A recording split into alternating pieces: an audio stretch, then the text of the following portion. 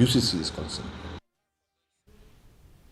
The state government will constitute a search committee to appoint a new chairperson of the Meghalaya State Commission for Women, Mscw. Social Welfare Minister Paul Lyngdoh on Friday said the search committee will comprise government officials and non-official members who would be drawn up from colleges like the principal of Women's College and Lady Keane College.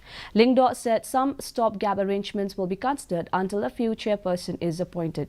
On the removal of Pidalia Toy from the chair, Lyngdoh said he exercised his power to act without fear, favor, affection or ill will.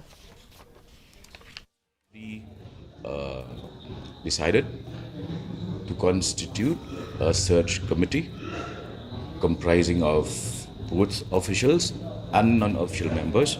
The official members are important officials of the government of Meghalaya, and the non-official members are drawn from the colleges.